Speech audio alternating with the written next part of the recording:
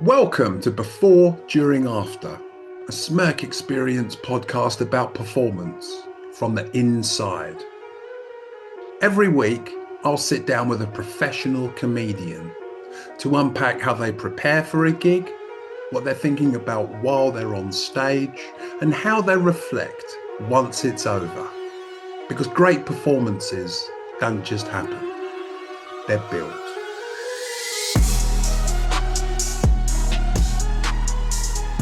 This week's guest is Magic Radio host Tom Price, who has 15 years at the coalface of British comedy to draw on in his day job. Tom and me discuss how he preps everything, especially the ad-libs, how audiences want you to succeed, and how the best speakers don't obsess about what went wrong afterwards. They learn from it and move on. Plus, find out what interview questions Tom would ban forever if he was in charge. Enjoy. Tom, this podcast is about the transferable skills between different forms of communication and comedy. And so far, we've just had current gigging pro comics on, but you're a little bit different in as much as you're already transitioning, so to speak. Yeah, I'm lazy. I'm lazy, Sam. That's the thing. I was I wouldn't say I was a current gigging comedian. I did that for 15 years, and then a combination of mainly just having young kids. I just thought I cannot keep schlepping around the country, and also I love radio and I've always loved radio. And so radio started for me in about 2017, 2018, I started doing radio. So I find myself now, I guess you would say I'm a post gigging stand up, and I was never a hugely successful stand up. I would gig and I would gig well, but I never made it onto Apollo. I never made it onto panel shows and things like that. But I loved what I did. I loved comparing, and all of that, all of those skills and all of that, let's be honest, suffering and pain has set me up really nicely so that I now feel I've retired. Here's the best way to put it, Sam. We've got there in the end. I've retired to radio. There you are. Thank you very much indeed. Perfect. Perfect. So we had 15 years of active service. Yes, that's right. Yeah, front lines. I've still got plenty of injuries. I still get flashbacks. I was doing my golf podcast the other day at the Glee, and that was where I had my worst ever death, the Glee in Birmingham, which is a gorgeous club. But the one night it all went wrong was the Glee Birmingham in about 2008, and I started badly. The audience took a dislike to me. I was playing with the whole I'm a posh toff thing without being A, funny enough, and B, self-effacing enough for them to realise I was trying to take the mick out myself. They just thought I was being a bit of a big fat posh tosser. And going back there again was like, it was a flashback moment. It was horrifying. Yeah, right. Yeah. Obviously not the deaths. What aspects of the kind of, gigging comic do you miss? Oh, that's a great question. Seeing other comedians, being with other comedians and realizing how similar we all are. There is no greater comfort to a comedian, to a creative. I see this with, for example, my wife, she's a writer, than spending time with people who also do what you do. And that green room with the right people, and most of them were just fantastic. Mm-hmm. And realizing everyone had a similar psyche, and it made you feel sane, because the urge to go on stage, I know that urge in itself is insane to an extent. Yes. And being with other people who do it regularly makes you feel sane, and the normality of it, I really miss a lot. And of course, the other big thing as well, I know you asked for only one, I suppose, but the other big thing is the sheer narcotic hit of a new bit doing well. Nothing comes close to that. Yeah, right. Yeah. Sometimes it's even something that's happened on the way to the gig, like the cliched, a funny thing happened to me on the way to the gig. Yeah. Sometimes that just happened. I can remember once doing a gig somewhere in Watford, I think it was, and I was smoking at the time, and I was outside, and this guy came up to me and said, "Could I borrow your phone?" And I said, "Pardon? Why do you want to do that?" And he said, "My girlfriend lives up there. Her front doorbell doesn't work, and my phone has run out of Oh, battery." lovely. That's a really good one. That's a And really good one. I said, I had it in my hand, and I said, "What's the number?" And he said, Ah, 0783421. So I'm sticking it in, and I said to him, "If you try and run off with this, I'm going to be really unhappy with you." And he laughed and said, "I won't." And I gave him the phone, and he went, "Hey, babe, it's me. I'm just downstairs. Can you let me in?" "Thanks so much." "Thanks, mate." And I went inside and I told that story. And at the end of it, I said, and both of us were sorted, ladies and gentlemen. He got in to see his girlfriend, and I've got her phone number. And the whole place ah, and the whole place went ah, crazy. And it is that kind of, ah. oh my God. See, you're just kind of like, putting You could yourself in. never have sat in a room and come up with that. No, You just couldn't. no, there's that. There's that. So no, and it's a bit that I've pretty much used since in Yeah. different Yeah, environments but as those well. little gifts when they rain down on you, and you have to be open to them, I think, Sam, because I think Mm, I think a lot of stuff happens, and I often think this when I was watching stand-ups, and I'd think, oh, a similar thing happened to me, and I never realized there was something in it. In fact, doing radio now, for my I do a daily drive time show, and I've got a constant notes app open with the minutiae, the mundanity, because let's be honest, the need for a big hitting laugh on radio is not as great. So I can do a bit about, when there's a storm in the middle of the night, I feel obliged to get up and walk around the house, and I have to check every window in the house. Like, no, wouldn't kill at a stand-up gig, lovely on the radio, relatable, right? Fine. yeah, But actually, through getting a topic like that, if we're going back to stand-up land, you'd start with that and you'd sit with it for half an hour and you'd think about it and you can find a punchline. You can find a punchline in there. yeah, It's sorry. Apologies to my neighbor. Apologies to my kids who woke up with me in my pants in there. Like, you can find a punchline there.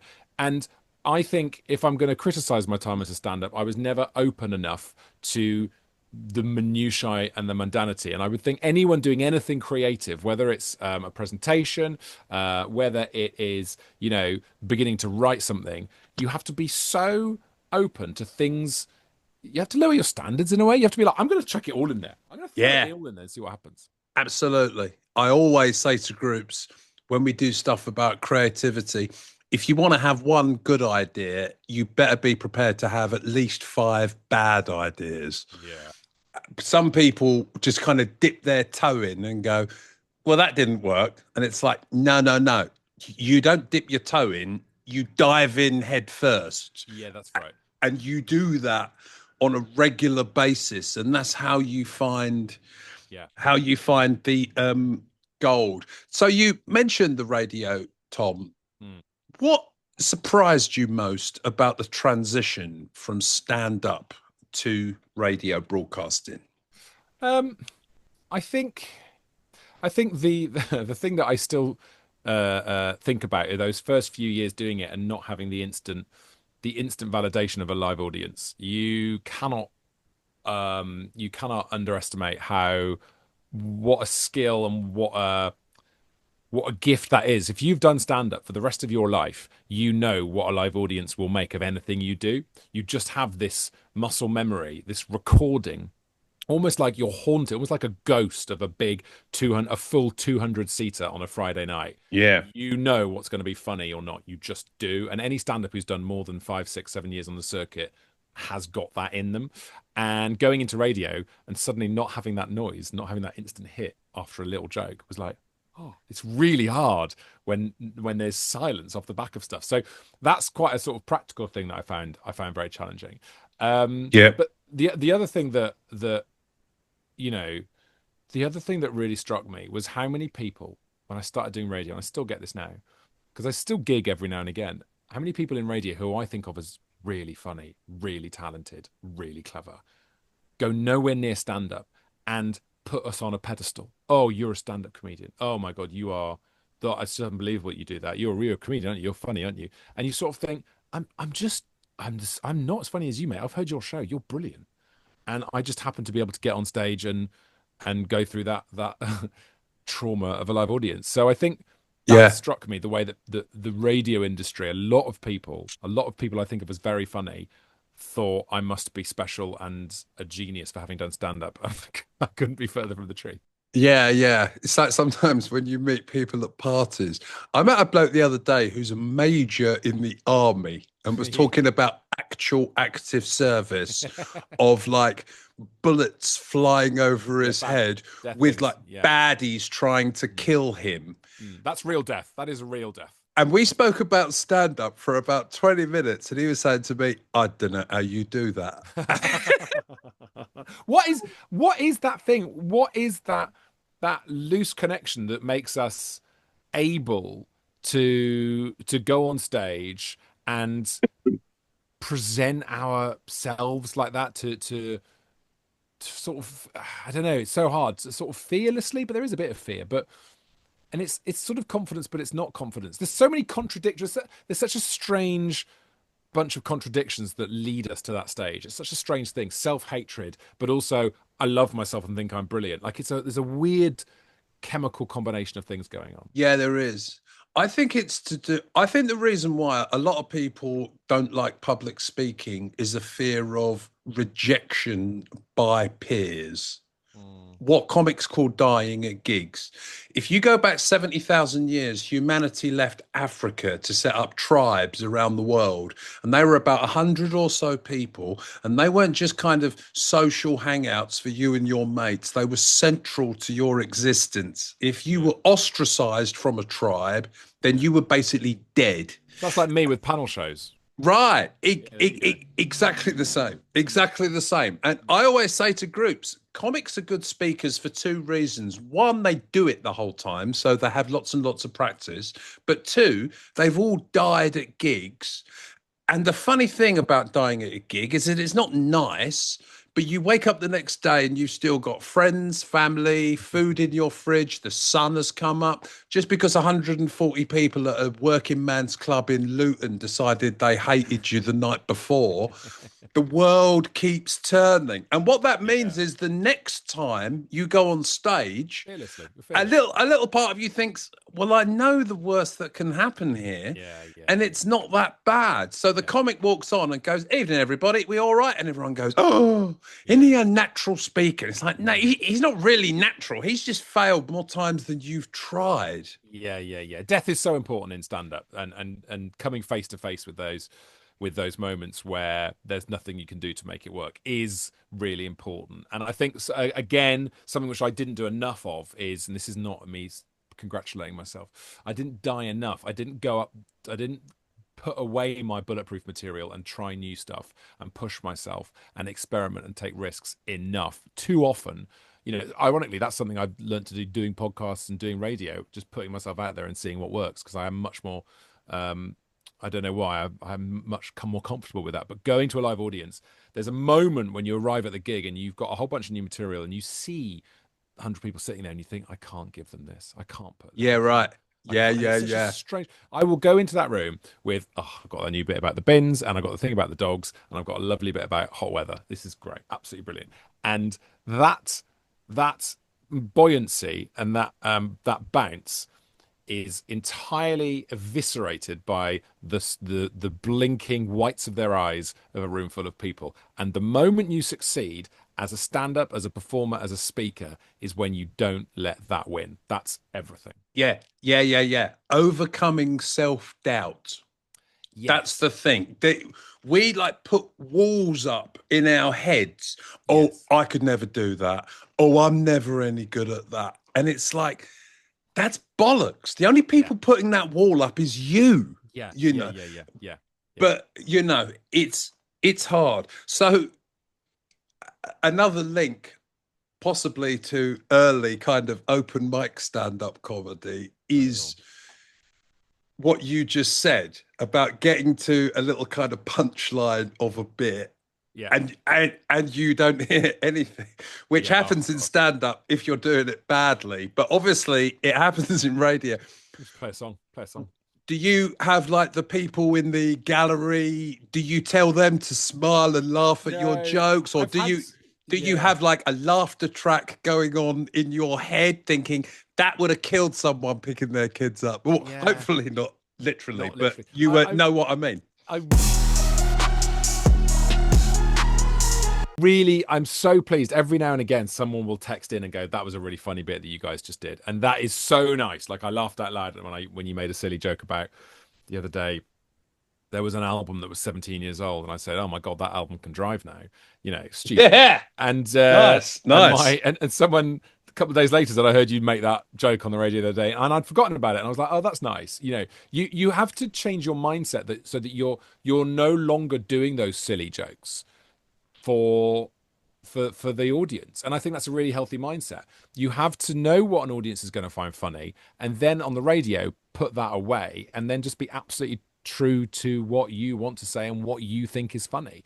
And that way you just do it for yourself. And if they happen to be laughing at home, then that's a bonus. But you can't, I really struggled with that early doors. I was really hanging on and holding out for a laugh that wasn't coming. You can hear, if you listen to early clips of me doing radio, there's moments where there's a pause, for God's sake, because my instincts, as 15 years of stand up, my instincts were Oh to God. go, oh God, play a song, play a song, play. But every time we go into the bass, like it's mad. And thankfully, A, I've got over that, and B, I've got a fabulous co-host now called Kat Shoup, who's brilliant. So, having a co-host really helps because you'll get sometimes half a chuckle. So Yeah, I do right. I do think that knowing what an audience wants and then parking it and doing it for yourself is a strange alchemy that you can do, and it really helps. Yeah, right. In what ways do you think stand up has made you a better broadcaster, Tom? I mean, every single way imaginable. And this is the thing. I was talking to my mate Al Barry the other day. Alistair Barry is just a fantastic, proper closing act stand-up comedian. Yes, he is. And he said to me, we're playing golf, and he said, "Oh, not that I've got any transferable skills now," or something like that. And I was like, "Are you kidding? Like Yeah, right. everything that I do, my God, where do I start with this one, Sam? Like my ability to not be too self-indulgent, my ability to find an end point, my ability to know what would be relatable, my ability to, as you've just been alluding to, bounce back from a bad bit, my Yeah. ability to go, oh well, that's gone, we'll try something else. When you're comparing as well, like you were lucky there with your thing in Watford when that person gave you a fully formed bit of stand up that you Yeah. could live. Often things would happen and you think that's only going to work tonight, and you need to be accepting of the fact that something else will come along. One of my great skills, something I used to love doing, was I'd just stand at the back of the room and look at the room for a good 10 minutes, and I'd always come up with 3 or 4 really nice jokes about a stupid light fitting or the way the seats were arranged. Like I loved doing that. Yeah. And that would obviously be all, I'd often get some of my biggest laughs from stuff in the room, and that's all deleted and gone for next time. And that mindset, which you learn through stand up, of it's okay because I'm here and I will think of something, is absolutely massive. That weird, and it isn't arrogance, that's the thing. Maybe it is, but it's just, I know I can do this. Yeah, right. Yeah, I agree with all of that. And quite often, the thing about ad libs I find is that if you actually wrote the joke down or stuck it on a notice board and analyzed it for about 20 minutes, they're not always the funniest jokes ever, but Yeah. audiences don't care because they can see that you making a joke about that light fitting, you couldn't have written that before you came along. Yeah. it Yeah. They can spot the kind of process and the Speed. magic Speed. happening and the speed of it, All about speed. and they go, oh wow, wonderful. Yeah. He's Yeah. only doing that joke because it would never work if you went to the next gig and said, so I've just done this Oh. gig in Cheam and you've got to No. imagine this kind of Yeah, yeah, weird yeah. light fitting. And I said, quick as a flash, Yeah, people will yeah, be yeah, like, the yeah. fuck are you talking Yeah, about? you're bringing them secondhand clothes. They want something brand new. One of the things I was thinking about this. It's funny how these moments from your career stand out for you. I remember doing a gig, and there was an Australian person in the front row, and she was a journalist. And I said, "All right, in Australia, because obviously you're into your sport. Do you just have sport, and then on the back page, one page of news?" And it was just like, it just came to me in the moment, right? Got a really big laugh. And I remember stepping back going, that's a bit, I've got a bit. Next day, tries to do the same thing. Or next time I found an Australian in the audience, they weren't a journalist, so it wasn't as on it. I probably used three words different. It wasn't as quick. It wasn't as fresh, I thought. So I probably wasn't facially going, I was more trying to do it. And it never worked again. But I was like, Yeah. you do get one hit wonders so often, but you have to be open to that. No, definitely. And I agree with everything that you said about it. Made me think of a thing they do in Edinburgh. Well, they used to. I'm going up this year. I haven't been Mm. for a little while, but they would do these rap battles, Oh yeah. a bit like 7 Mile or something like that, where you're kind of like, battling against someone Yeah. else. Yeah. And the people that run it started off with performers from all parts of the Edinburgh Fringe. So they had actors Mm. and, spoken word poets and comedians. But what they quickly found was the comedians would murder everyone that they were battling against. So now it's just a comedy rap battle. Yeah. There are so many things that you can do. What about the opposite of that question, Tom? What about anything that you've had to kind of unlearn from stand up in order to be a good broadcaster? Yeah, that's a good question. I think, a lot of my time on the circuit, I did various gigs. I fell into a circuit at one stage for a good 2 or 3 years of quite, Jongleurs was one of them, another guy who ran a bunch of gigs in Essex that were quite, how do I say this in a polite way? Stag doy and rude. You want rude, sweary material, or at least that's what it felt like. You had to get stuff that would grab them straight away. Mm, And I think that something which post stand up, certainly post being a regular stand up, I've learned through doing podcasts and through doing radio is um, the subtler, the more authentic, more truthful stuff is funnier, but so hard to get that away on a yeah. stage in a bear pit. Like you just go into a bear pit and you just go, right, I'll do the obvious jokes about I don't know, my wife and I have been together for too long now and whatever, just the stuff that makes you sigh and go, this isn't really me, this isn't really funny, and that is, I berate myself sitting here now for doing that. But at the time, that was survival. And also, that was just the nature of the gigs. If I'd gone out on those stages and got all whimsical and talked about, let's make friends with the fox when you put the bins out, they would have just been like, no, what? What are you talking about? Like, I would have died on my ass. And crucially, Sam, and this is something I've never really thought about before, I wouldn't have got work. I had to keep getting these gigs at the time because I had no other work. That was what I was doing to earn money. So I had Yeah. to, when you've got the booker there, he wants you to take the piss out of a couple in the front row because he doesn't know how long they've been together and, she doesn't know the color of his eyes and stuff, which is really basic comparing. But I did really well. And I'd have to do that. And then your booker would go, that was great. Come back again next week. And you're like, I've got work. Yeah, sure. Well, part of that I think is a transferable skill. What you're kind of talking about there is reading a room. Totally. Yeah. And, you know, you might say, well, it would have been nice to have got more art house theatre space type gigs where I can fully express myself. But the most important thing at any gig is to make people laugh at the end of it. And I don't know, there is a part of me that thinks that some comics, and it's only natural, but you get a bit snobby about stuff like that. Yeah, big Like, time. like you are a comedy nerd if you're a pro. Mm, It's your life. You're doing mm, it the whole time. And you might see another, like, for people not in the industry, comics talk about hack material, which I think goes back to the old Hackney music hall type. mm, I think that's where that phrase comes from. It's basically overused subjects for material. And mm, I could remember being at a gig and there was a comic doing stuff about online dating.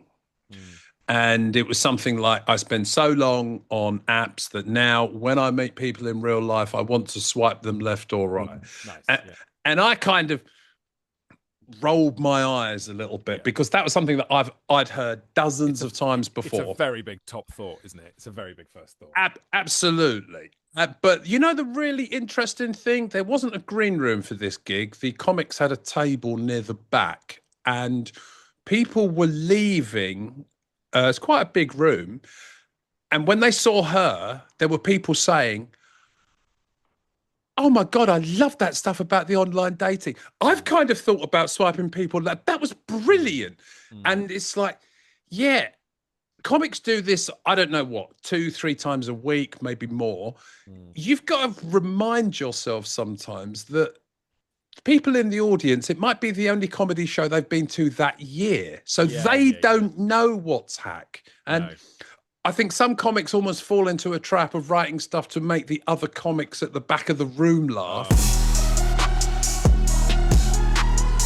my God. I mean, that's a huge, that, Sam, is a massive, massive topic. Who are you entertaining? Mm. Are you entertaining the bar staff and the other comics, or are you entertaining the audience? And that is something which I would often fall into, because the respect of my peers was often far more important to me than a success at the gig. Really, I'd love it if I saw stand-ups laughing. I would Yeah, love that. Certainly early on, very much early on, before I had kids and I had to earn money.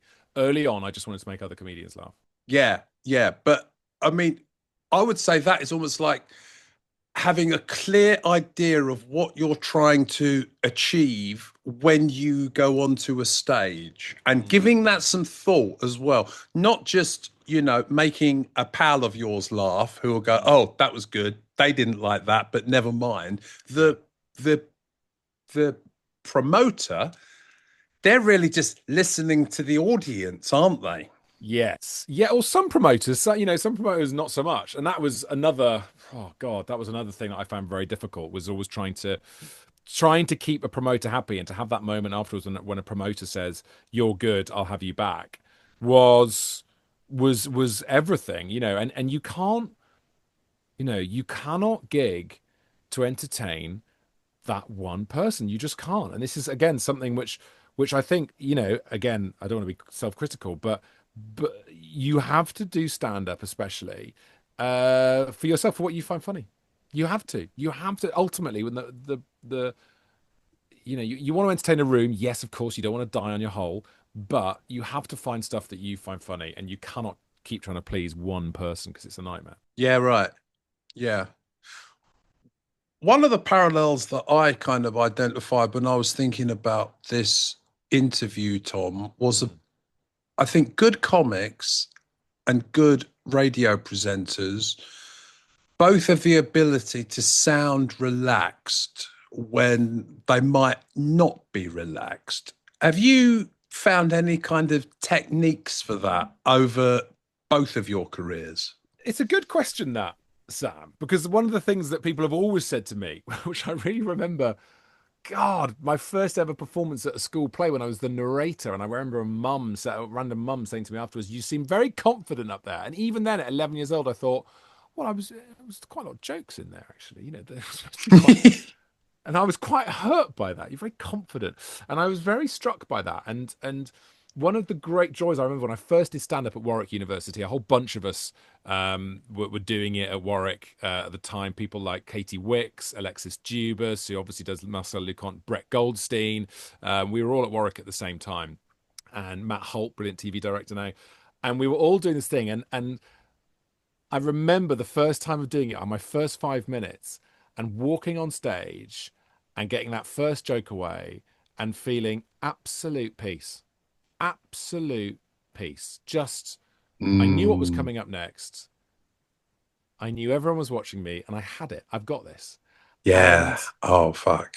That's a it's something, great feeling, isn't yeah, it? it was, Oh, it was, yeah. if we're gonna really get into the therapy here, it was Yeah. like one of the first times in my life where I didn't have anything else going on in my brain. I was just like, on this Mm. rail, getting to the next joke, the next joke, the next joke. And that changed over the years doing stand up, and sometimes I'd go on much looser and whatever, but I was never a stand up who could riff stuff on stage, because A, I don't think I'm naturally hilarious, and B, that would make me nervous and tense. The great skill that I knew I had innately was to come across as confident.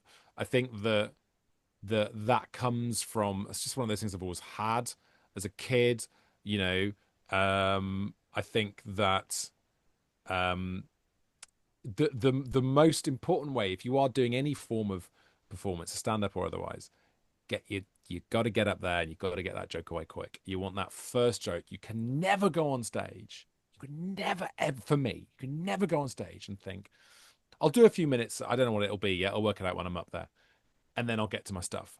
You have to go up there and go.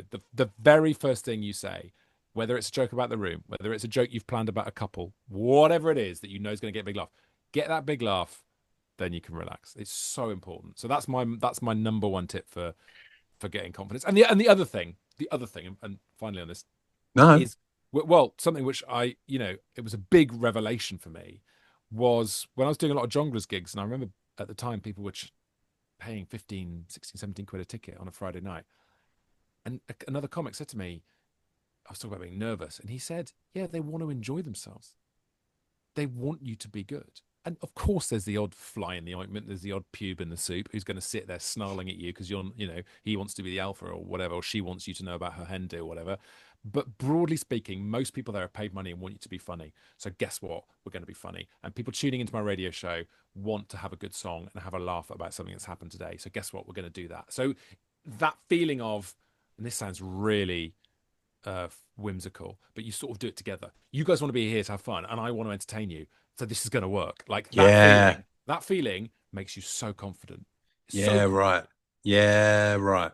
Absolutely. You are so true. People have got this misconception if they don't do any performance that people kind of want you to fail. Oh, But it's just not true. just not As you true. say, they've invested their time, they've invested their money, they've Yes. sorted a babysitter, they want to have a good time. And all you're doing is allowing them to do what they want to do. Yes. And also, when you think about if you're doing if you're doing a talk in a corporate situation, Hmm. and people do have low expectations because they're like, God, this is tedious. Someone's about to talk to me about, Q4 strategy. If you have got a really good joke at the beginning, or if you have got something that's going to make them go, huh, okay. Like one of the things I always love is going on after someone who's rubbish because I'm like, I'm gonna be really good here. The thing I always hate is when someone's ripped it, and all comics do. When someone's taken the roof off, you go on and you're like, oh God. Yeah. So, I mean, just a nightmare. No, But you're yeah, right. no, I think remember that if people are at a thing where they've got low expectations, if you can go on and raise them, you're going to be their hero. Yeah, definitely. And not everyone is comfortable telling jokes. Like sometimes groups will say to me, what about being funny? And you can see why they ask that. Comedy shortens the path to connections. Mm, If you can make someone laugh, they'll like you. But the first thing yes. I always say, if you're not someone comfortable making jokes, then don't make jokes because then you No. turn into some sort of David Brent tribute act Well, almost. it depends on yeah, absolutely. But it depends on the nature of the joke because I would say a joke is a very specific thing in my head. A joke is an out there. Oh, da da da da! You're over there, and yeah, the car park. Whoa. You're commenting on the outside world. Another way of getting a laugh away, but not without necessarily using a joke, is to be self-deprecating. That's something which I've always lent into. Oh, yeah. So self-deprecation is very, very easy way to a laugh early doors if you're doing something. If you say something, in my case, I'm bald as a coot, and I would be able to walk on stage and say, "Sorry, guys, a bit late starting. I took a while sorting out my hair." So anyway, and you just throw it away. A little throwaway Yeah. self taking the piss out of yourself, and you'll just get a night. You're not looking for an applause break. I don't want everyone to stand up. You just want people to relax a little bit. And a Yeah, self a right. self-effacing joke can really, really unlock something in the room. Self-deprecation is Totally. actually the first thing. Once we kind of get past that bit of the decision tree, how should I be funny? Yeah, The first thing I always say is take the piss out of yourself somehow. that's It right. it shows a degree of strength and confidence that Yeah. you are capable to poke fun at yourself. And I think if you want to get really kind of psychological and deep, it plays into the fact that we've all got things that we're self-conscious about. It Yeah. might be your hair, it might be your weight, it might be the gap between your nose and your top lip. Everybody's got some weird little thing. And Yeah. when you hear someone pointing out one of theirs, Yeah. it just makes you like that person, Of doesn't it? course. Of course. And it's, the other thing as well, I would say, Sam, which is so, so important, is when people say to me, "Oh, yeah, but I'm not funny. Oh, I couldn't do that, but I'm not funny. I couldn't do a joke, I'm not funny." And you are. And I'm like, well, no, I'm not. I just, the number of things that happen on stage, yeah, there are spontaneous moments of funny. Of course, that does happen when I'm lucky. But the number of things people think, oh, you've just made that up on the or off the cuff. You've walked on stage and done three good jokes in a row about your appearance, about the room, about someone sitting there. And trust me, I have been backstage and I've looked out the corner of the curtain. I've gone, right, I'm going to do a thing on them. I'm going to mention the weird lighting stage. Hmm. God, it looks like a Hmm. funeral in here. And I've got the thing about my stupid, I'm wearing a Liverpool shirt even though I'm in Manchester. Okay, great. Like, I will have those ready to go. And to the audience, they'll think, oh my God, he's just free. He's free flowing. He's free associating. And don't get me wrong, many comedians can do that. I'm not naturally funny enough to do that. And Yeah, I will have no. it already, a little script in my head, and people will think he's just doing it off the cuff. Trust me, ain't no such thing in my head. Yeah, yeah, yeah, right. Yeah, right. Practice the ad libs more than anything, is what they Prepare the ad say. libs, guys. Prepare the ad libs. Exactly. Yeah, yeah, yeah. Definitely. Tell me, Tom, how much of broadcasting is listening versus talking? Well, that's a good question. So now I've got a co-host, as I have had for 3 years, Cat Sheep. It's very important. And also when I'm doing my podcast, I do this podcast called My Mate Bought a Toaster, where I interview people via their online purchase history. So we go through everything they've ever bought on Amazon or on eBay, and it tells their life story because Oh, Christ. your records go back 20 years now on Amazon. So I can literally go into yours and go, Sam, 2004, you were born. There you go. Yeah, right. Yeah, yeah, And yeah. something which has been really interesting for me has been editing. I've edited these episodes and I hear them back. And the number of times I hear myself not listening to someone, the number of times, and it's got better now, but the number of times I am conscious that I was moving on. And literally, in fact, I did an episode recently with a fantastic comedian, Abby Clark. She made such a good joke. And I just was elsewhere because I was moving on to the next bit Yeah, because right. stand-up comedians are sharks. We have to keep moving. And I listen back and I'm editing it and I'm like, I get so cross with myself Yeah, because I yeah. wasn't listening. And it's a skill and a quality which is massive. And we can, in the panic of the heat of the moment, in a one-on-one interview, in a broadcast situation, on a stage, we can forget that you are just having conversation. And going back to what I was saying just now about it's what people are there for. People are there to listen to that conversation. So have the conversation and make sure you listen. And if you are in a relaxed state of mind, your natural reactions, you have to have the courage. You have to have the courage of your convictions when you're listening, right? You have to have courage to hear the question and go, no, sorry, I don't understand. What do you mean? Or to say, oh my God, that's interesting. So, oh, okay. Like you have to have the courage to be totally um, authentic and reacting naturally to those moments. So yeah, I think listening is a huge part of it, and also actually listening back. You know what I've just described there, editing myself, listening back to my radio show. We do it with our bosses quite a lot at Magic, and Oh, do you? oh How yeah, how's that? All right. bad, excruciating, Wasn't really excruciating. sure about that callback, Tom. Oh yeah, I thought yeah, it was a well, yeah, I was thinking more of a yeah. pastiche That of was yeah. What I was trying to do. Scarface. I was doing the wrong accent. I'm so sorry. I was trying to do Welsh, and it just went a bit East Asian, and I'm so sorry. No, exactly that. It is. It's well. What I would say actually, and I think you'll get this. Anyone doing this would find this. Yes, you will obviously listen back and want to crawl into a bin and die because there'll be moments where you're like, oh my God. But back yourself because the other thing that happens to me is I listen to bits and go, that's great. It's like if you've ever written Yeah. anything, you think this is rubbish, and 6 months later you look at it and go, huh, you realize the power, the strength of our demons is unbelievable. Like if we only had that Oh strength yeah. transposed onto belief, we'd all be flying. Those demons are Yeah. so strong at keeping you in check, and you need to bin those off. And I listen back now and go, that's really good, and I take ownership of it, and I do not care.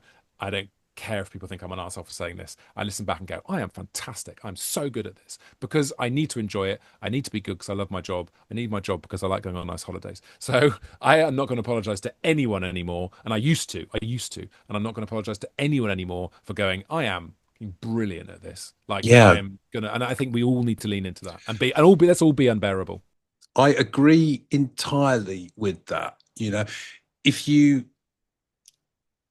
want to go down the whole kind of like racial stereotype point of view, I think British people are very, very good at being bad at that. If you Yes, if you follow big what time. I mean, we are just like, oh no, oh goodness gracious. Well, Yeah. I mean, that was just luck. It's Mm. like, and I know people dig out Americans for being too confident, but I think there's a correlation between having a kind of can do attitude and having a strong economy where people Yes. set Yeah. up Yeah. companies and Yeah. they do well. That's a great idea. I Yeah. reckon you'll make $1 million.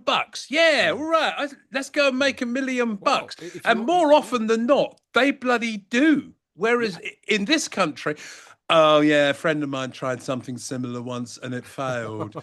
Oh, thanks. That's Okay. what you're describing is in microcosm a bit of material. Yeah. Oh no, I have got a thing about the road rage incident the other day. No, someone else has done a road rage thing. It was really funny. I won't bother. Like the things that we are forever shutting down because of the vibes, because of those weird demons are it's heartbreaking how many moments and opportunities we're shutting down creatively, especially because we think, nah, I can't really do that. And you absolutely can. And guess what? If you can't, you'll wake up the next day and life will move on and maybe something else will come and something else will come along. Like Yeah. you are not going to face this mass humiliation event that you seem to think you are. Completely. People think life is like being dealt a hand of cards Yeah. and you're just stuck with those. Oh Yeah, that's no, brilliant. Yeah, I yeah, yeah. I can't do that. But it's like you can change cards if Yeah, you want to. yeah. That's but so many people live their whole life. Oh no, I can never stand up in front of a room full of people and do it. That's what Steve always does. I Mm, don't do that. And it's mm, like, yeah, fuck Steve. You can do, if you want to do that, you can do that. mm. They're just walls that we kind of put Yes, up in our definitely. heads. And what you were saying about listening to an answer versus going on, I was thinking in my head while I was very closely listening to your answer, You think Tom. your next question, of course. No, but I was thinking for in comedy terms, it's Yeah. almost a little bit like doing crowd work versus your next bit of material. Yes. The next bit of material is your next question that's written down, and the Yes. crowd work is reacting to what the person says. And sometimes you'll come off stage and you'll think, I just lost my bottle with that bit Yeah. of crowd work and I Yeah. ended it and I went on to something else. If I was braver, it Yeah. would have been better if I'd have stuck on that bit of crowd work for Yeah. longer. Yeah. Yeah. Yeah. It's so true. The levels, the the different levels of bravery. Once you're on stage, once you've got over stage fear, that's just the beginning. You then have to get Yeah. over the fear of taking people on these trips into your imagination, taking people on your statements, taking people on your thoughts. One thing which I always did was just staying in the moment, staying in the room, keeping it out there, but bringing people back to me and saying, guys, do you want to just come on a little walk with me to this little story I've got about a car park up a mountain? I would go, no, they won't like this. No, I'll just keep, I'll take the mick out of him for having shit trousers again. Like it's really mad how you can be brave to stay in that stuff or go elsewhere. You can get very stuck when you're on stage just doing the same thing. And it's a big moment to transition into either material or going further into the audience. Yeah.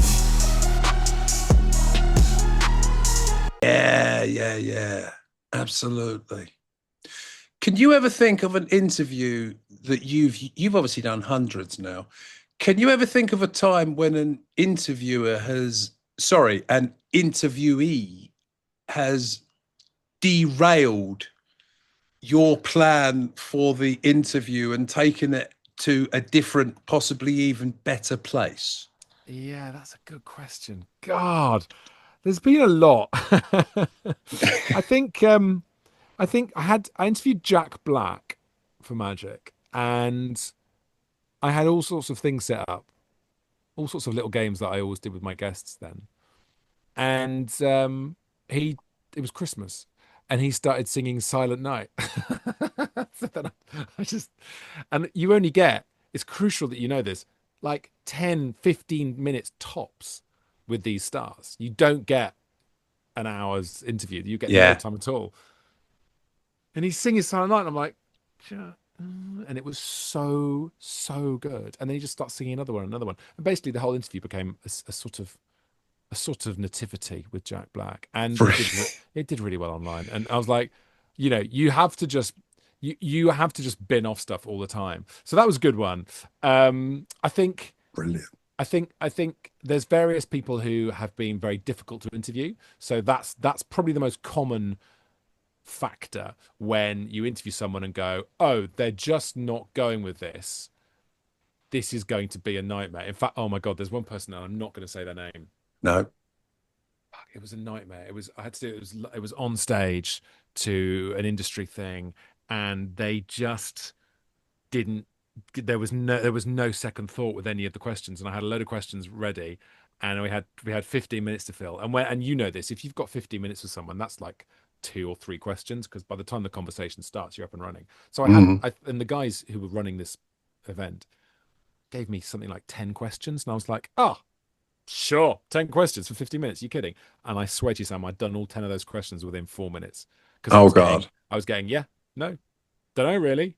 Yeah, I'm not sure. Just killing the interview and doing silly faces and going, yeah, whatever. It was a nightmare. It was a nightmare. Oh God. Mm. Was it was it salvageable, or did you just kind of do the Um, time, get your dough, and go home and drink a beer? yeah, yeah. Well, I mean, again, but this is what's so good about the stand-up world, is that failure, you understand failure. So you Yeah. go, yeah, well, this is going to be a failure, this one. And all these weird processes that you've learned over the years, Edinburgh previews to 10 people in silence, Mm. for an hour, all those bits of you come back to life, and you go, oh, I'm absolutely fine. This is hilarious. It's funny. It's hilarious because no one's actually dying. It's funny. And afterwards, of course, your mates come up to you and go, you did really well. My God, God, that was excruciating. And they were mad and blah, blah, blah, blah. So, I got through it. I rattled out the questions. The good thing about, again, comparing, is you just got the gift of the gab. You can always think of something else to ask. There's always another question. Yeah, right. Yeah. A long time ago, I actually did some work on BBC Radio, and this goes back, I think, to what we were talking about reading a room as well, is that with these big stars, they're on press junkets where they want everyone to go and see the film that they've Mm, got released. yeah. And they are a little bit kind of dead behind the eyes when they're doing it. Yeah. If they're a proper actor, part of the contract of, whatever it is, getting the $8 million to do the film, Mm, is that they've got to do these press junkets. And as you say, they pack them in as tightly as possible. yeah. And yes, sometimes it would just turn into a conversation that would be nothing to do with the thing they were supposed to plug, just because that was where they were. Oh, it's pretty cold out today. Is it normally Mm, that cold at this time of year? mm, Actually, this is a bit chillier than it normally is in yeah. September. But Yeah. I remember last year we had a bit of an Indian summer. Did you? Did you Yeah. really? How hot did it get? And it goes into a completely different direction, but that's almost the direction that they're kind of steering it. Maybe the money man in the outer studio Yeah, the PRs usually is go like, tell nuts. them about the film. Yeah, yeah, yeah, yeah. There's always that. The PRs. I mean, I've had numerous incidents where the PRs go nuts because you're not on brand. You're not saying the right things. But broadly, I think those actors, and sometimes musicians who have done 50 interviews in a day, I think they do really well, because it's not easy. It No, is it's not not. easy. You can say what you like about them being, superstars, and they've been paid millions. You're absolutely right. They are being paid millions. But trust me, doing 50 interviews a day with the same questions being asked to you is so hard. It's a form of torture for some people. Yeah, no, it is. Well, they're the bad ones. Let's talk about some of the good ones, shall we? Yeah, go on then. What is it if you had to try and, split all the different things? What is it that makes a guest engaging? I think spontaneity. I think a sense of confession. I haven't told this before, Oh, here's the thing. Oh God, can we talk about this happened yesterday? Oh my God, you're the first person I've told this to. A sense that Mm, it's special for them to be there. Um, I think that one of the reasons I love My Mate Bought a Toaster is because I will get people, Catherine Ryan talking about a garden shed that she bought 15 years ago for 20 minutes, and she's never talked about that garden shed for more than 2 minutes. brilliant. And so trying to find things they've not been asked before, trying to find things that are fresh, because that's exactly as I've just been saying. Especially when it's superstars doing a million interviews a day, trying to find stuff where they go, "Oh yeah, yeah, yeah, this is funny." Knowing that when a actor comes in and I know he's a Liverpool fan, I will bring that up within seconds. I will whatever it takes to find that connection so that they trust you, and they think that you're not just trying to do a hatchet job on them. Yeah, got it. And that presumably is the difference between an interview that feels alive versus just a kind of Q&A. Yeah, and also people who listen to me. Like, I don't want sounds self-indulgent, but like I want an interview like you've done. I want to hear about you. I think I want guests who, when I will go, oh yeah, that happened to me actually. I did this thing a year ago where I ended up on the radio and da da da, da. And your guest is going ha and laughing along and asking you questions. I think it should Mm, be a bit. There's a lot of people doing interviews on socials at the moment, and it's just like, I think the film was amazing. What was it like working with Olivia Colman? And are you all friends still? Is there a WhatsApp group with all of you? And it's just like, oh God, this is crap. Who cares? Who cares about this stuff? yeah, Whereas if you've got Richard E. Grant reacting to you saying, I once fell into a ditch full of cow poo or whatever, then that can be just as funny. And for a yeah. listener, especially, and this is a big thing, listeners to radio shows and to podcasts um, are often there for you. Because they like the podcast, they like you on the radio, so they want to hear your take as well. It's not always all about your guests. No, definitely. Definitely. Have you ever changed your opinion about a guest midway through an interview?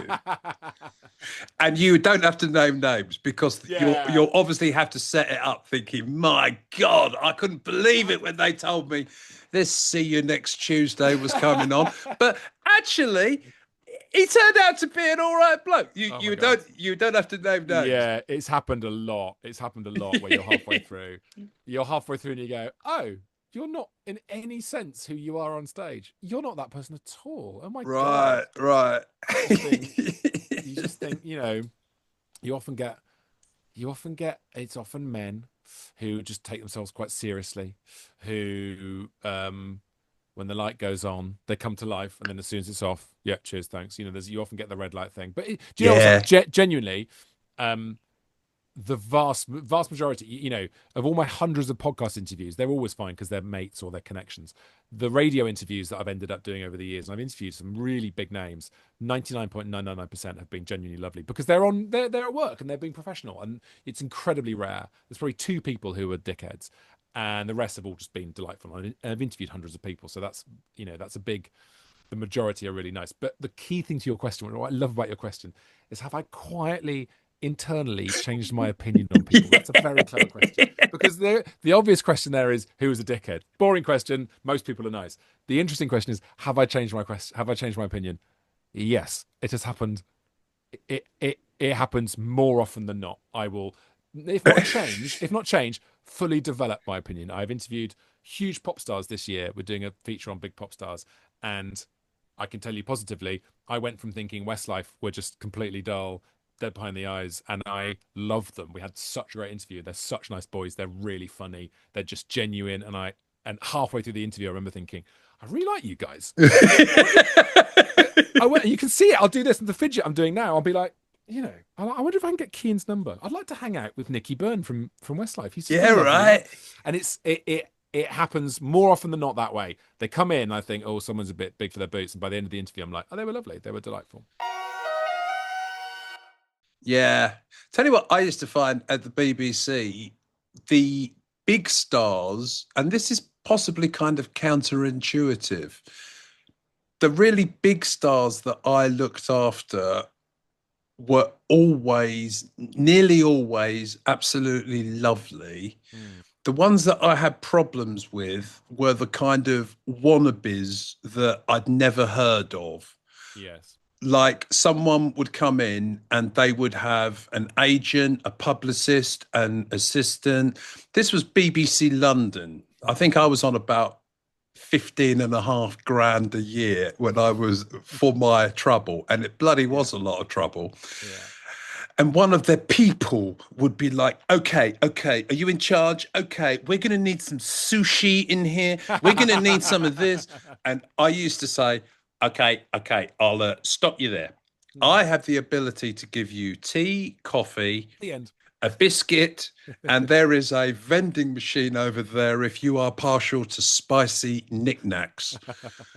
There's nothing else I can do. And they would go, as a big kind of show for the talent that Yeah, yeah. they're Gatekeepers. Gatekeepers are they're the worst. trying to do it. Yeah. Whereas I can remember looking after Michael Palin Oh, like a few days later, and I oh, said to yeah. him, "Oh, sorry, Michael, there's not a great deal I can offer you. Would you like a tea or a coffee?" And he just said, "Do you know, a cup of tea will be lovely." Yeah, yeah.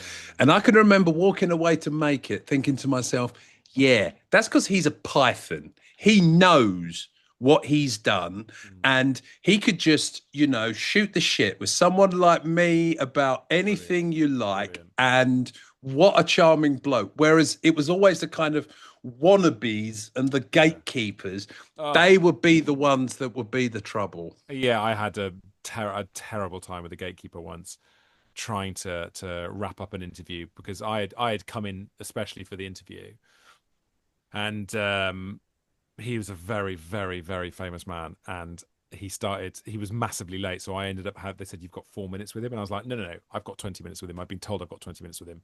You're gonna have to, I didn't say this to him. I was like, okay, cool. So I just started the interview and I just wouldn't let it finish. I just carried on, and people going nuts. And I think that the one of a really, really important thing that you can do, and which is this is what I learned, sort of what I alluded to earlier with promoters watching you do stand up. The promoter, the gatekeeper, the exec, the boss at work who's got you doing an interview in a corporate situation, they will sit you down and go, here's 20 bullet points. What you need to do is smile, nod your head, and rip all of those to shreds. Do it your way. You're going to go up there. You're going to be authentically yourself. You're going to have fun with this person. You're going to find the joy. And guess what? The boss who gave you the 20 bullet points, if you hit zero of those bullet points, but it's a great interview, that boss will go, that was fantastic. 10 times out of 10. You have to go up there and trust your instincts and do what you want to do with that interview or with that talk. The number of times you get people directing and trying to pull strings, whether they're gatekeepers with an agenda or whether they're promoters wanting to see you do certain things to their club, you learn through stand up a very, very healthy, respectful, total disregard of them. And it's really important. Right. Absolutely. Absolutely right. You just go dead eyed, don't you? You go dead eyed with them. I can think of a handful of promoters now who'll go, "Oh, can we do this?" and da da da da. And inside, I'm going, "Listen, mate, I'm going to go on stage. I'm going to smash this. Shut up." But you nod and you go, "Yeah, yeah, yeah, cool, cool, cool." I now run gigs, and one thing I would never ever do is tell a comic what they should or shouldn't Of talk about. course, of course.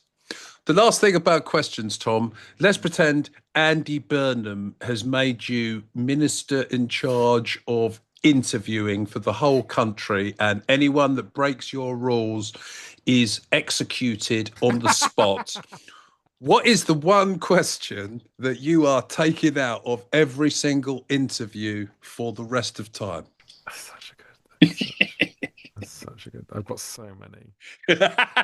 I mean, the first God, one. do I? Do you ask this? Do you ask this to your guests all the time? No, Or I not? don't. This is a great question. This is a great Thank question. you. How are you? How are you? How That's are you? that's got to go straight away. Because it's not just one. There's going to be quite a lot. How was it making this film? Um, How was it making? What are they how going was to it? How say? was it? Terrible. I Terrible. I Hated it. hated everyone. Script was dreadful. The Yeah, yeah, cast yeah. were all wankers. What are they Yeah. going to say? Absolutely. Absolutely cannot stand it. Ooh. Oh, I tell you what I do hate because we go big on Christmas at our radio station. Any Hmm. questions about Christmas? What do you do? What do you do on Christmas Day? Oh, no one cares what time David Tennant opens presents. Oh No, God. Yeah, yeah, yeah, Uh, yeah, yeah. No, it's, I don't know. What do you think it is? Like a kind of lack of thought. oh, it's just yeah, it's lack of thought. It's people who've not done stand up. It's people who don't realize that's not what people want. That's not. It's just not like you just go no. But you're all like I said earlier on. When you've done these gigs, you've got this ghost of an audience with you, and they're right there in a theatre behind me right now. And if someone says to me, "Go on there and ask them this question about how they are at the moment," then I think, well, that's 5 minutes of silence, and I can't have 5 minutes of silence. I've got to go out there and we've got to get a laugh. I've got to go out there and we've got to get some interaction, some interest. So I really Mm, think it comes back to that. yeah, I think it does too. I think it does How too. are you? Is just the worst, isn't it? So lovely to see you, David Tennant. You're in the new movie. How are you? Ah, I don't care. Ah. No, I know. It's almost like the interview equivalent of filler words. Like Mm, that is a kind of filler question. That mm. is a question that you put in just while your brain Yes, cranks up into yes, action, like you're starting one of those old cars. yes, yes, But if yes. you give it some thought, Oh my god. just get rid of that. Just Mm. just bang. Just go Brave, in. courage. The people watching this, the people listening to this, want something interesting. So with you, when you think you're being brave, what you're not being brave. You're just giving people what they're there for. That's the most important thing. Yeah.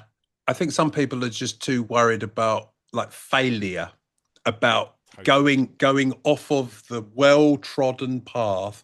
How Mm, was it making this film? yeah, It's yeah, just a yeah. little underarm throw that Mm, you know the person can whack yeah. away. Mm, And if you're not analyzing it, people think, oh, that's a good question. They asked mm. something and they said something back. But Yeah, it's yeah. like, no, get get in the weeds, get We've down got no to the time. good We're on stuff. time limits as well. I mean, that's another thing about stand up. We're all on time limits. It's got 20 minutes up here. You know, Yeah, I've got 15 minutes with this celebrity. I've got a 2 minute link on the radio. Get to it. Get to it. it's just about thought, I think. It's Yeah. just about engaging. Like what is going to work here? What am I trying to achieve? Do you find yourself now listening to, obviously no one on Magic, but other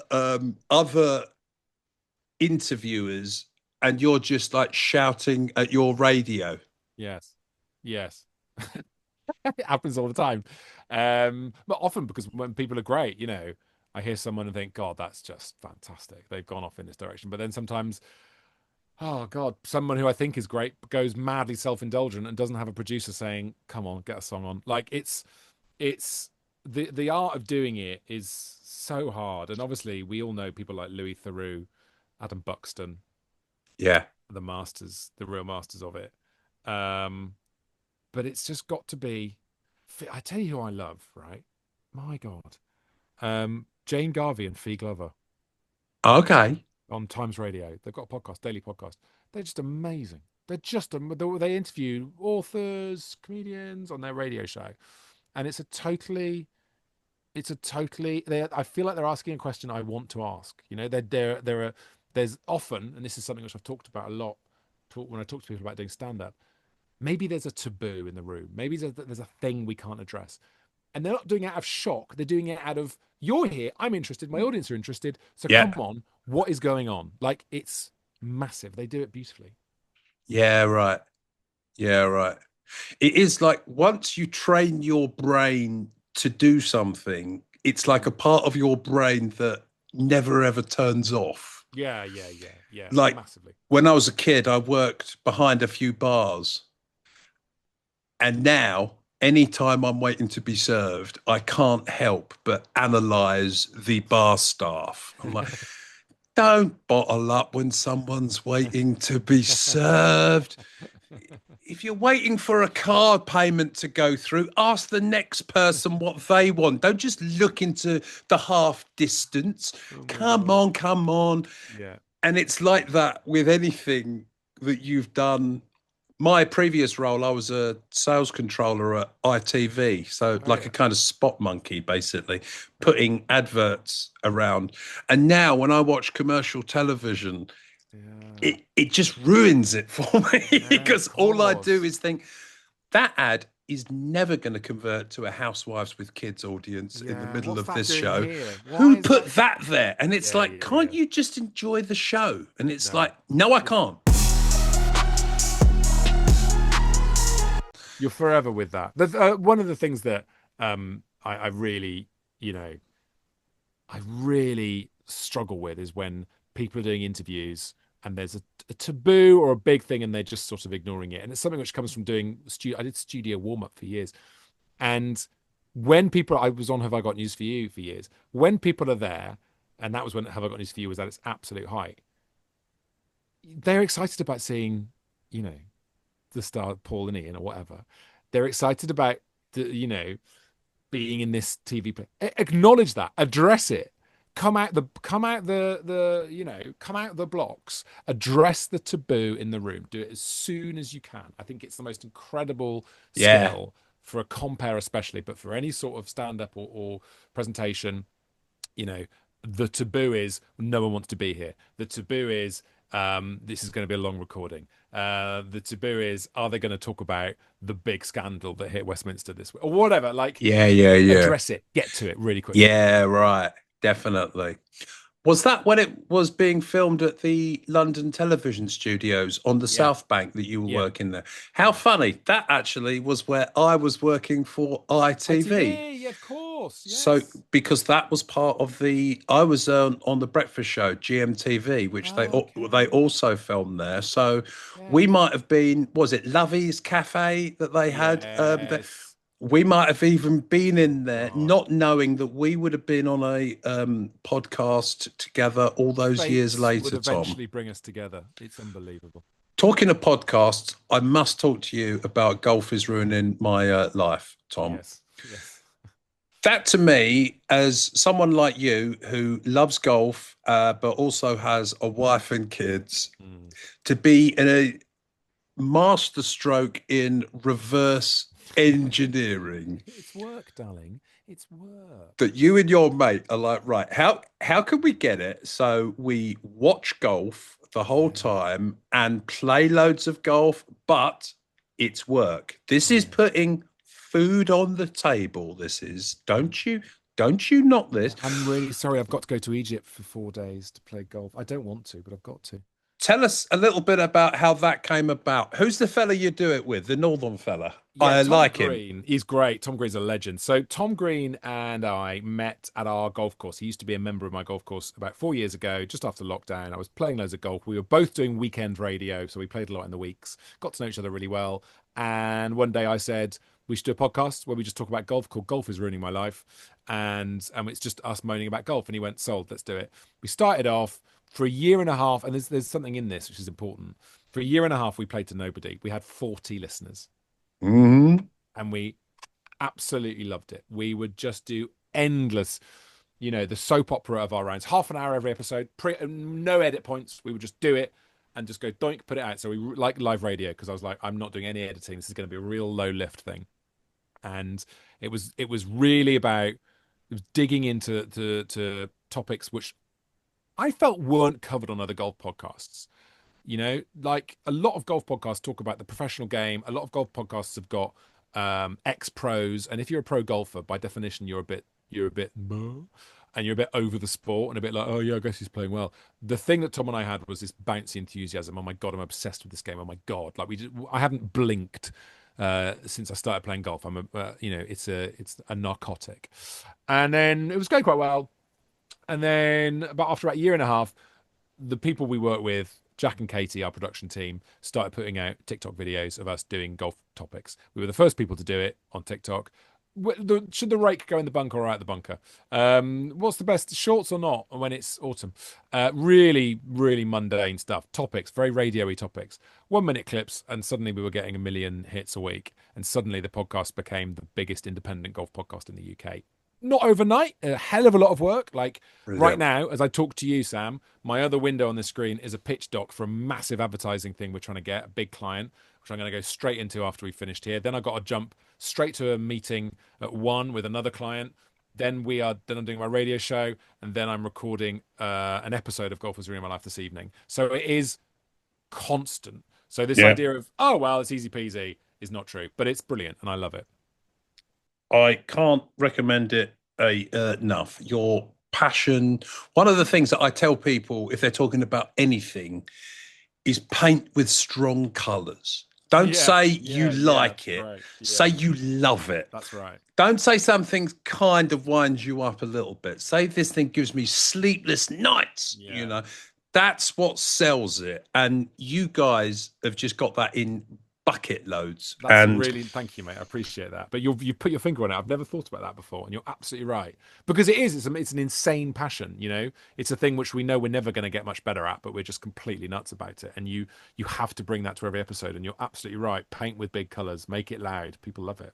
yeah, they do. If you want to elicit an emotion, you got to show an emotion. Mm.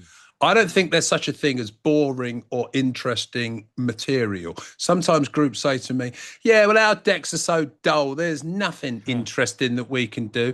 And it's like, well, if you go into it with that attitude, don't be Yeah, surprised if everyone else in the room immediately thinks that because yeah, they'll pick it up from you. yeah, yeah, Tom, you very subtly told me you need to piss off quite soon because you're a pro. Because you're a pro.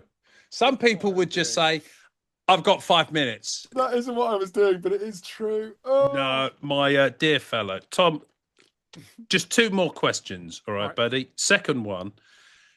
In both of your careers, comedy and the broadcasting, what's the best habit you've learned while speaking to millions of strangers? I want to get this right because it's a really good question. Um, that they're not strangers. One of the greatest bits of broadcasting advice from my friend Neil, who's a fantastic radio producer, which goes back years and years. This is a big bit of BBC radio advice. You would never say on the radio, "Hello, guys, great to have you all with me today. How are you all? Hope everyone's well." You say, "Hello, how are you? Hope you're all Right. right. It's good to be here. We've got a great show lined up. Stick around. It's great to be with you." It's one person. Yeah, right. And you have to think like that. You have to have a picture in your head of that one person listening. And whether that's the podcast, every episode of Toaster, I'll start with that. All right, you, what's going on? As if it's a guy called Jim or a lady called Sharon, whatever. It's one person. So you never think about the collective. You never, when you're broadcasting, think about the collective. You think about one person listening in their kitchen. Got it. Nice one. And finally, Tom, on the slight off chance that someone listening to this might not have been familiar with the work of Tom Price until now, what are the ways they can get more Tom Price in their lives? Oh, I would love them to give me a follow on Instagram at the Price Tom, and you can see all the nonsense that I get up to on Instagram. And that's it, really. Just come and join me on Insta. I think I'm on Threads, but I only check it once a year.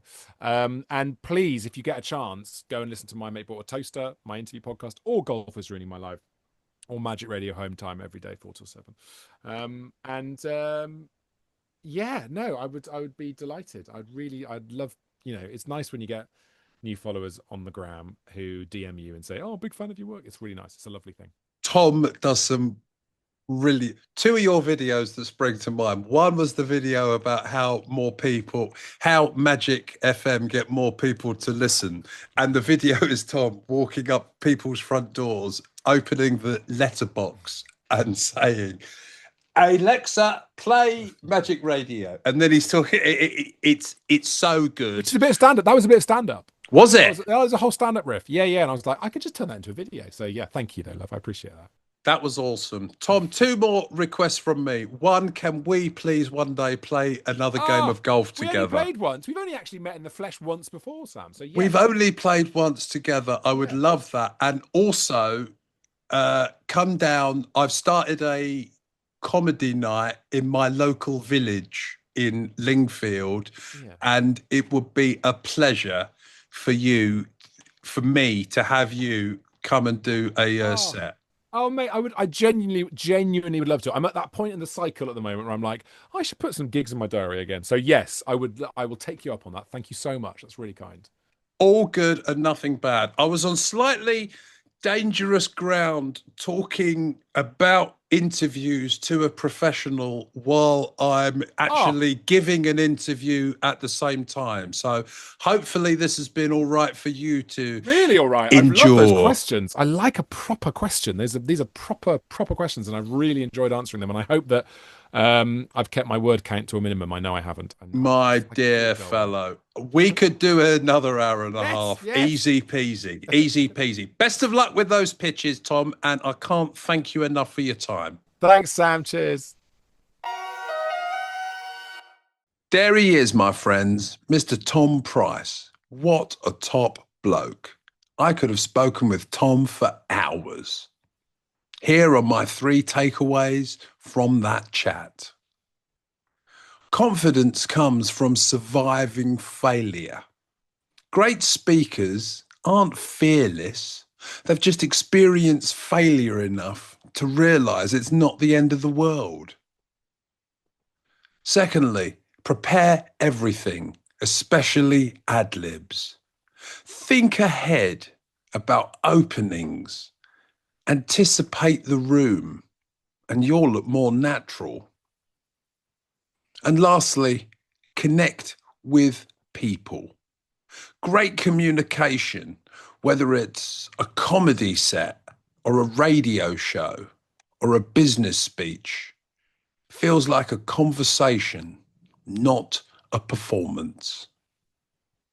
Thanks for listening to Before, During, After, a Smirk Experience podcast about performance from the inside.